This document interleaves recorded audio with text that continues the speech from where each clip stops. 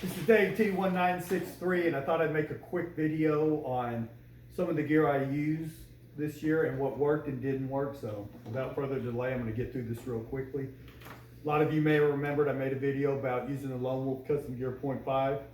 Absolutely love that stand. It works perfectly for a quick mobile stand and as a pack. The only thing I didn't like about that, when using it facing the tree with my saddle setup, those cables just to me are too narrow, and it caused a lot of issues when I was trying to reposition my feet for shots or whatever, or the glass deer or whatever. So it does work. It's a great stand, but in my opinion, the Predator platform, and I have the original size, it just is far superior for saddle hunting. I shoot better out of it. It's lighter. The only thing it don't give me is that pack, with the seat out to where I can throw my Kathy Kelly on it. I'll miss that function, but I just shoot better. It, to me, has more usable foot space, and it's easier for me to pivot on and stuff like that. So I'm gonna go back probably 100% to the Predator, the tethered Predator original platform. It works best for me.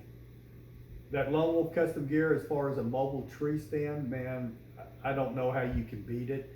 It is small, it is tiny. I did do some all day sits using my saddle in it.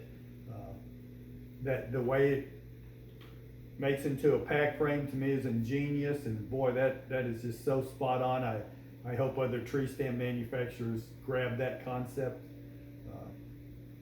Anyway, it is what it is. Predator platform wins for me on that. As far as sticks, I use the V sticks, the one sticks, and both of them I love. I have no problem with either one of them. To me, the V sticks grabs the tree better, but the one sticks are far more lighter and just pack up better and stuff like that. But either one of those sticks is a winner. I'll continue to use them both. One thing I was able to do this year, I hunted some land where I could use the Treehopper drill and bolts, and man, I'll tell you, if I could use that 100% of the time, that's what I would do.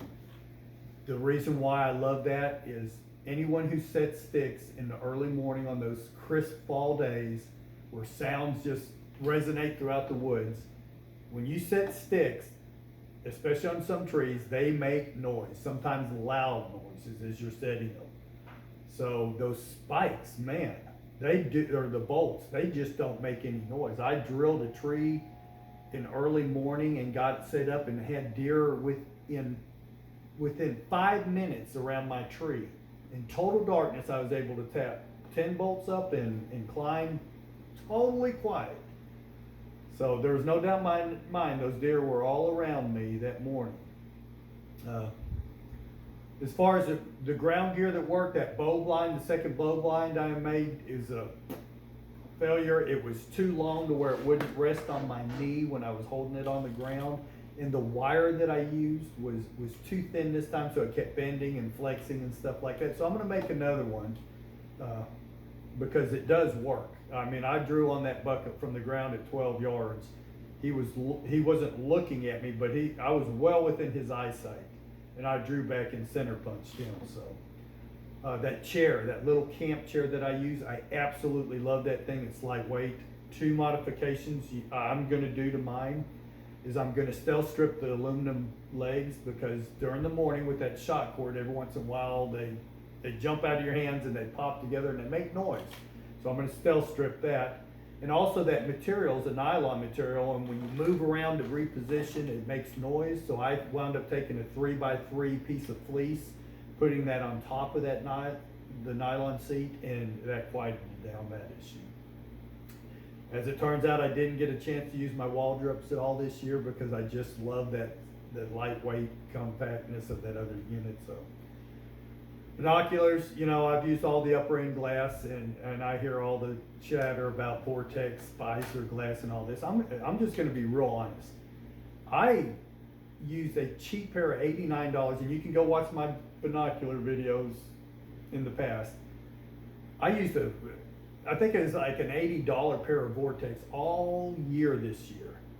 And during legal shooting hours, there was never a time I could not pick out a deer and tell what kind of headgear he had. So you can spend 5 times as much on binoculars if you want. More power to you.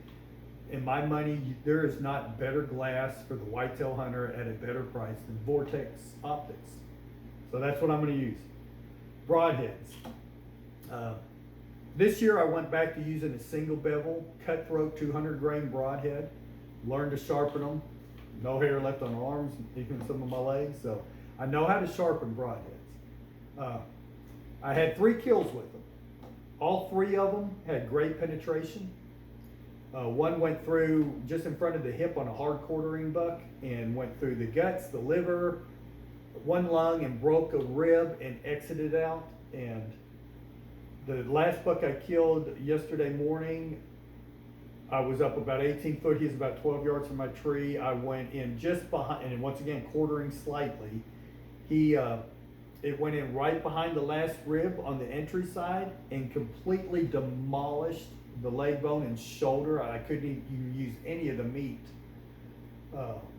because of blood clotting and stuff like that. But total penetration, the broadhead was sticking out through the shoulder. So I got total penetration. Here's what I'm gonna say. I used single bevel broadheads before in the past, and I found the same thing again this year. They do not leave as good a blood trail as a double bevel broadhead. I know I'm gonna get flack for that, and I know there's gonna be examples and stuff out there, but my Simmons Shark broadheads that I've been shooting for the last 5, 6, 7 years, hands down, leave far better blood trails. 3 kills with the cutthroat, 2 total pass through lung material, through liver, and I could not find a single drop of blood in the first kill, not a single drop of blood. And on the second one, we found 3 drops of blood. And I had to get a dog in 2 out of the 3 kills because I could find absolutely no blood on my own.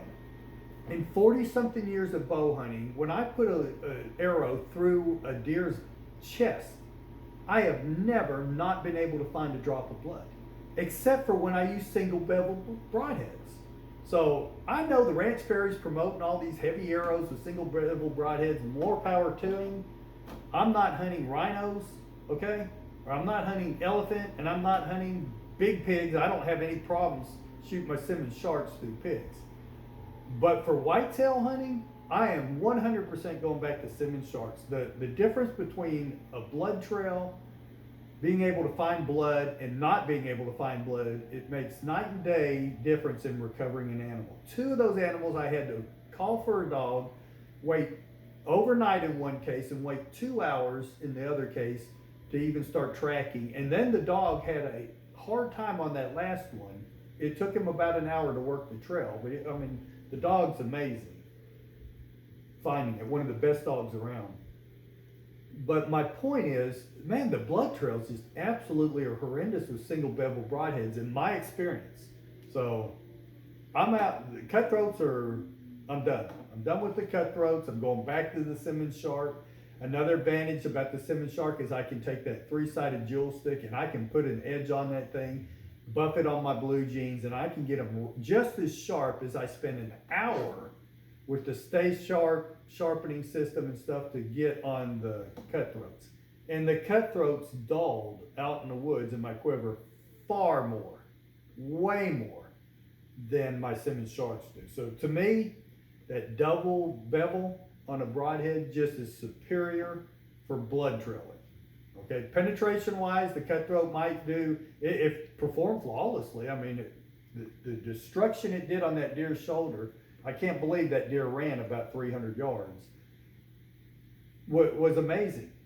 Same with the Simmons Shark. I get good penetration and good bone breakage with the Simmons Shark. I just, you know what, all this hype about single bevels turning and they shatter bone and all that kind of crap, I'm just going to say that's a lot of BS in my opinion. Go look at an axe. How many of you have ever seen a single bevel axe? You don't see single bevel axes.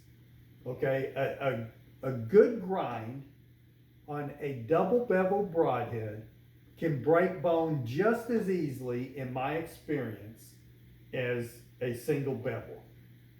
I don't care what everyone's saying about these single bevel and the penetration and all this kind of crap. On white-tailed deer, out of a 55-pound traditional bow, that semi-sharp outperforms the cutthroat on blood trailing and performs just as well as far as penetration, being able to break bone and pass through. So hands down, the cutthroat were a thumbs down for me. When I can't find a drop of blood on 2 out of 3 chest hit deer, something's wrong with that broadhead. And to me, it's the flaw of the single bevel design is it goes through so quickly. Maybe it's the twisting action. I don't know what it is, but I just get pathetic blood trails from single bevel broadhead. So I'm going back to the sharps. The truck cat worked flawlessly again. I'll make another video on some of the modifications I made on that. I've got the trailer out there. I never even used it this year. I'll probably use it more for scouting, but that truck camper is just so easy, quick, and man, I just love hunting out of it. It's the perfect setup for me. I think that's about it that I'm going to cover in this video. Those are some things that used this year that worked and some that didn't work. All of them are good products. I'm not going to complain about it. The one thing I didn't talk about, I don't think, was the Lone Wolf Custom Gear pack. Great design and everything, but to me it's way too noisy, and those zippers are terrible as far as noise, and it's kind of small, so that really didn't work for me. The Kathy Kelly pack, being 100% fleece, once again just shines for me. When I talk about thick, I see a lot of these northern videos where people are talking about, yeah, it's so thick in here, and there's no ground briars and stuff. So take what they're showing as thick, and then put green briar and blackberry briar everywhere in there to snag on clothing and stuff, and you get an idea of what some of the stuff I'm having to walk through. And that nylon stuff, as far as packs and seats and all that kind of stuff, just makes way too much noise. So I like 100% fleece in my pack. So that Kathy Kelly pack, it's a shame. I think she's kind of gearing down and going out of business. Luckily, I've got 3 or 4 of them made. That to me is the ultimate hunting pack for white-tailed deer in the areas that I hunt. I do have a Badlands Diablo 2, I think it is, pack that I bought that I just didn't get to use much. It's quieter than some of the other packs. So I'm going to give that a shot during scouting this year and weigh that out. But anyway, I wanted to make this video so I didn't mislead anyone in the beginning of the year and say use this or I'm going to use that without giving you an update now that I've had really about 4 weeks of hard hunting to kind of update you on what worked for me and what didn't work. And just because it didn't work for me or because it did work for me does not mean that that's what you should use or that it will or won't work for you. Everybody's got to go through and test things. I really had high hopes for some of the gear that just didn't work well. And then there's other gear that I kind of was moving away from that I'm going right back to because in the field where it really counts, it just worked better. So anyway, that's all I've got. Hope you're having a good season. I'm still kind of debating where I'm going to go. We had some deaths and stuff in our family or pending deaths, and so I don't know if I'm going to take a late season or December out of state bow hunt yet. It's kind of up in the air, but if not, I'll start my scouting. Anyway, have a good season. Dave T 1963 out.